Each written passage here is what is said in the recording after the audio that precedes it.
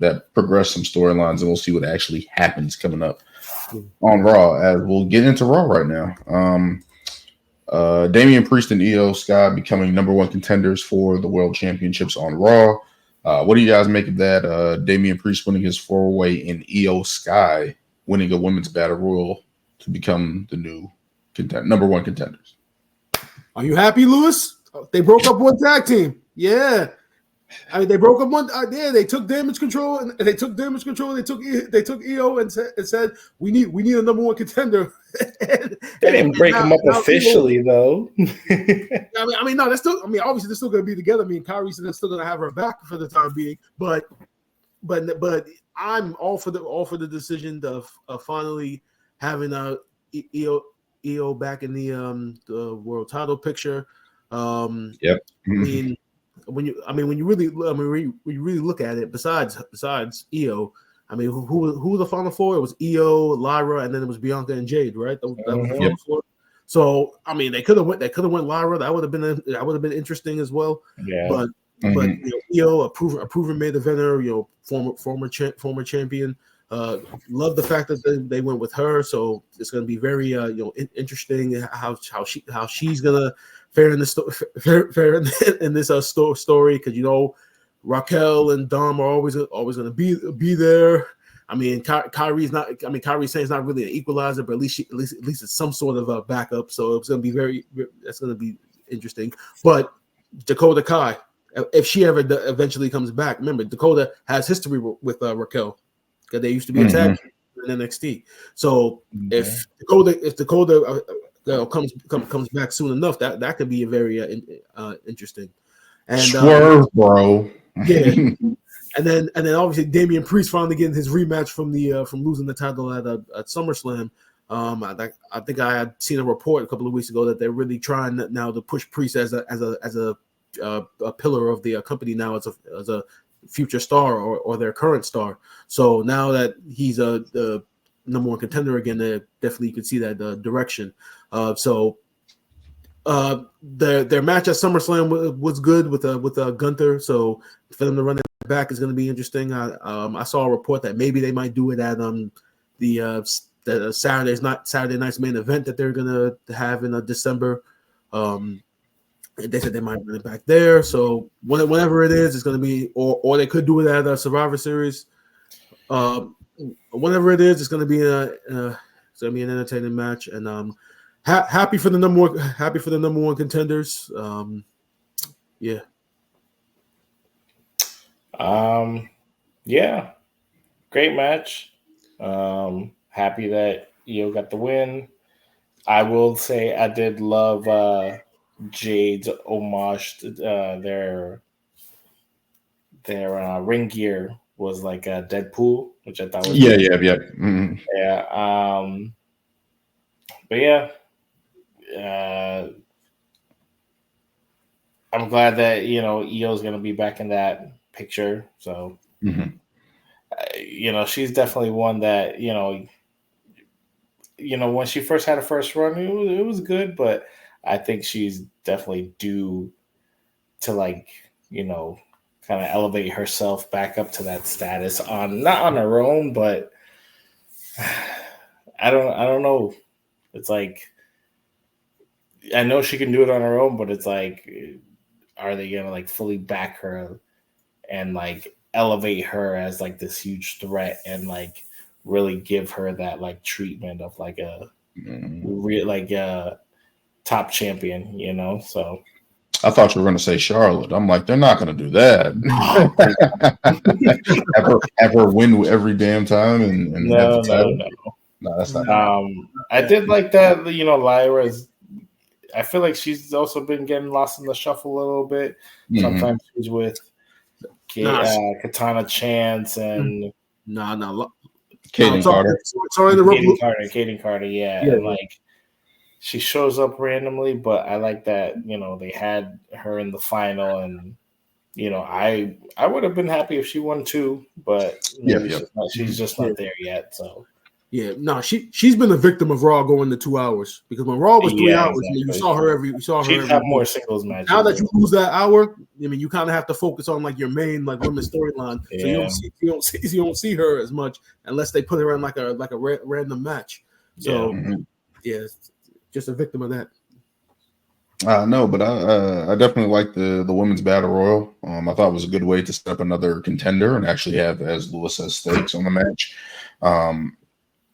And I thought it was good that Iyo wins. She's one of my favorite wrestlers right now. Every single time she's in the ring, she's doing something awesome and bringing a lot of energy to it. As for Damian Priest getting back into that role, I thought it was awesome that Bronson Reed came out and took out Seth Rollins. I thought that was a good touch to continue that feud as well. So getting that standpoint, I love Dom right now too. Dom being a weasel around the ring and stuff like that and he's getting that ring work too. But Damian Priest getting back into that spotlight, I feel like it's the right call. It was nice to see Sheamus in that role as well. But nah, Damian Priest, I feel like he's the right guy to call right now because I feel like we can continue that Seth Rollins, Bronson Reed feud, and Dominic Mysterio is just like he's not ready yet. As much as they're trying to pigeonhole him into this role, you can't deny him. Yeah. So I mean, he was able to get into this match, right, and earn that opportunity to get into this match. So can't discredit him there, but I don't feel like he's ready as yet to be in that role. But no, I thought it was a good match. Good matches on both ends. Other notes on Raw, we had the Miz getting taken up by the Wyatt Six, kidnapped. So what do you guys make of that with the Miz and Uncle Howdy, or is that Bo Dallas? Both. Go ahead, Lewis. No, you can go, Brian. I mean, this is supposed to be the Wyatt Six versus the Final Testament, correct? And Miz kind of being that like that piece that kind of ties the Final Testament in. I mean, both factions. I mean, they're both dark stables in their own way. Right? So to make Miz kind of the catalyst, the lightning rod. The lightning rod. I mean, when you see a feud between these two factions, I mean, you want it to be like more serious. But then when you see Miz get kidnapped, he's just like this is comedy. Like this is supposed. They're trying to make it look sadistic, but then when you see Miz is the guy, it's like, okay, it's supposed to be funny, right? Yeah. I liked how they paid a little homage to back when Bo Dallas and Curtis Axel were a tag team, and showed a little clip of like Miz kind of like the Miz Taraj. You guys could be this and that, and you could be great, and it's just like, yeah, I didn't even think about that. Yeah, the Miz Taraj. So I think that was kind of like a nice selling point to like the reason why they been going after, or why they essentially went after the Miz, and it's not really about Final Testament, but I am curious to see, are they going to still be feuding, or is this just a weird thing where Miz is getting sucked into the Wyatt Six? Who knows? So, oh man, I don't know. He's getting pulled in every different direction now. Yeah. But it's just like I don't know. I feel like it's good for both these guys because they are pairing the Final Testament with the Wyatt Six. So the Miz being in between that, we've seen the Miz in a lot of things. I remember that zombie match with Damian Priest. What was that, Backlash? A couple years ago. So he's always ever seen in my life, bro. That was terrible. He's always kind of been in these type of tricky, spooky type of off the lid storyline. So see it continue. It is what it is. What do you guys make of the Dragon Lee Chad Gable match? I thought it was pretty entertaining. And again, Chad Gable, beast. Missed opportunity. They should have gave him the IC title. Exactly, bro. And it wasn't. And same feeling with Dragon Lee right now. I mean, being in the LWO and being with Rey Mysterio, I mean, it does have its positives, but before then, when he was actually featured as a solo talent on his own, I mean, he won the North American title, and he's a tremendous in ring luchador. I mean, but now that he's sailed into the LWO, it's just like, I mean, now he's just like stuck there. So same thing with him. It's like, you could do something with this guy, and then with Chad Gable, it's just like, oh man, like I said, that was his moment at WrestleMania. That should have happened, and for at least in the rest of this year, and until he's in a better position, that's all you can say about Chad Gable. Like, that's all you're gonna think about now. I mean, he can have great matches. He can have entertaining segments. He can have this great stable, that we've wanted for the longest time. All you're gonna think about is that WrestleMania 40 was a missed opportunity. You could have put the title on him. He should have been in that spot, not Sami Zayn. You could have told the exact same fucking story, which would have meant a lot more because Chad Gable is an actual wrestler with the background. They were telling this Rocky story. Would have been perfect with Chad Gable in the spot. So it's like, wow, missed opportunity. So it's like, and it's all you think about.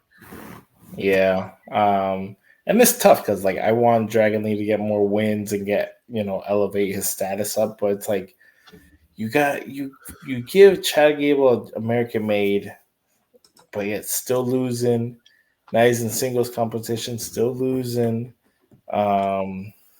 I think it just hurts their credibility because either they don't know what to do with them, or I don't know.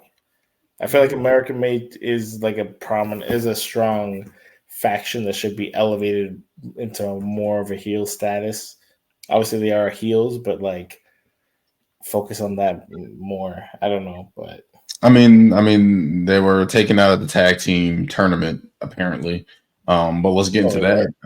With the potential breakup of the New Day, losing to the War Raiders in the finals of that tournament. What do you guys make of that development, especially with the announcement that the New Day is going to have a 10-year anniversary on next week's Raw? I can't wait for that split. They telegraphed it. You don't just come out and announce the 10-year anniversary like that, and not expect some kind of fireworks. Now everybody's going into this saying, okay, Woods is going to turn on him. Woods is finally going to flip. I honestly think that they should go the other way in that instance. No. Davis should break up then? No, because everybody sees it coming now with Woods. Now that you're having this 10-year anniversary, now if you really want to dispel everything, is Big E healthy? I feel like I've been asking. I was thinking the same thing. He is. Yeah, that's the way. That's the way you do it. He's like, I feel like if Kofi and Big E turn on Xavier Woods. Yeah. So if you have something like that with Big E coming back and then they do that, then maybe you're talking about a that would be crazy because that would make Big E and Kofi heels, and it's like, oh man. And Xavier Woods brings back Odyssey Jones. It was all a ruse. It was all a ruse. Yeah, man. But it's just going to be interesting to see that breakup. Now, the thing that pissed me off was the War Raiders get a #1 contenders match against Judgment Day. The Judgment Day, but they have to beat them in order to get the chance at the titles. I think that's what they were saying. That's what they were saying. Yeah. Talking about they're the #1 contenders, but they have to beat the champs to then get their title match. What kind of the tournament was to fight for the opportunity to get to the titles, apparently. And I'm like, why did they do that? They just won a whole tournament. Okay, so they won the tournament. So they won the tournament to be #1 contenders, but they still have to beat the champions to then get their title match. Yes. What kind of fuck shit is that, bro? If you win the tournament, you get the title match. That's the next match. Yes. I mean, They do. Should be the next match. We do this. We've done this shit in video games for over a fucking decade now. Like that's the way it works. You win the tournament, you get the title match. What the fuck is this? What the fuck is this eliminator bullshit? Like, come on. I don't like. I guess that they're gonna give the rub to the War Raiders to make it look like they can beat Finn and JD, but it's like just let them have the match. I mean, realistically, the Judgment Day aren't doing shit with the tag team titles anyway. I mean, realistically, they only hold them right now to make them look more legitimate. The Little Caesars tag team world titles. No. What is it? DiGiorno? Frozen pizzas. Man, I don't know. I don't know. I didn't like that booking decision. But no, it'll be interesting to see what happens in that tag team matchup, and it'll be interesting to see what happens with the New Day. I'm looking forward to that. But yeah, Raw was pretty good. I like the fact that they're actually having number one contenders. It actually gives them a little bit more pizzazz, a little bit more direction for those people, the Iyo and Damian. So that's great. Love that. But let's get